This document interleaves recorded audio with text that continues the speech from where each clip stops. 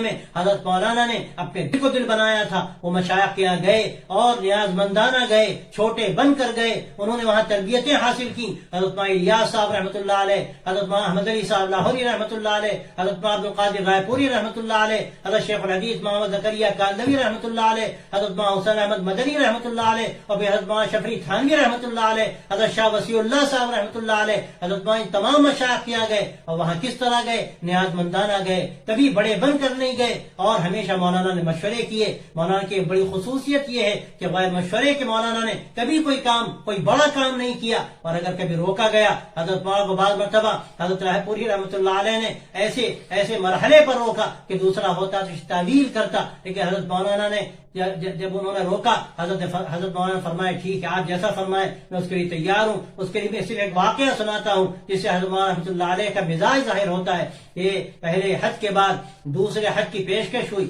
ایک بڑے شیخ کی طرف سے ہوئی، اور یہ کہا گیا آپ وہاں دعوت کا کام بھی کر لیں گے اور حج بھی ہو جائے گا۔ حضرت نے فرمایا میں اپنے شیخ سے پوچھے بغیر کوئی کام نہیں کرتا۔ حضرت مولانا رحمۃ اللہ علیہ حضرت رائے پوری کے پاس گئے تو حضرت سے پوچھا کہ مجھے یہ پیشکش ہوئی ہے اور میں جانا چاہتا ہوں، اگر حضرت کی اجازت ہو تو میں جاؤں۔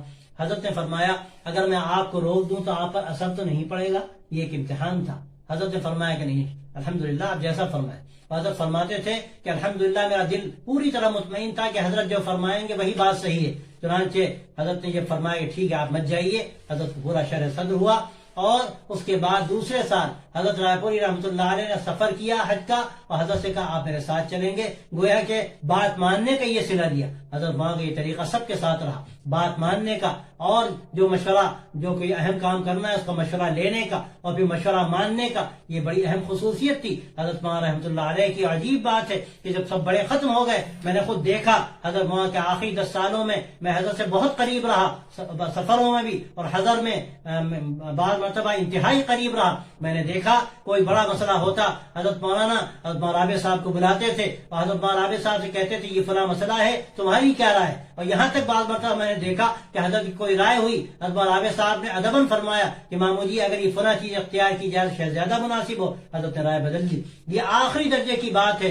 اور یہ بڑوں کا طریقہ ہے دعوت کے میدان میں آنے والوں کے لیے، فکری بلندی اختیار کرنے والوں کے لیے، جب تک کہ وہ اپنی زندگی کو پہلے مرحلے میں وہ اس کو پوری طرح سے اس کی تربیت نہ کریں، اپنی شخصیت کی اور ان کی تشکیل نہ ہو۔ حضرت رابع صاحب جیسا کہ فرماتے ہیں آدمی یہ بڑوں کے ساتھ رہتا ہے اور چھوٹا بن کر رہتا ہے تو اس کی شخصیت بنتی ہے۔ حضرت مولانا نے طویل زمانہ ایسا گزارا کہ گویا کہ اپنے آپ کو کچلا، اپنے آپ کو مٹا کر رکھا اور بڑوں کی بات مان کر چلے۔ اللہ تبارک و تعالیٰ نے اس کے نتیجے میں ان کو اس وقت مقام اخیر میں عطا فرمایا کہ بڑے سے بڑے لوگ ان کے پاس آئے اور چھوٹے بن کر آئے۔ یہ اس لیے ہوا کہ انہوں نے ایک زمانہ ایسا گزارا کہ وہ چھوٹے بن کر رہے۔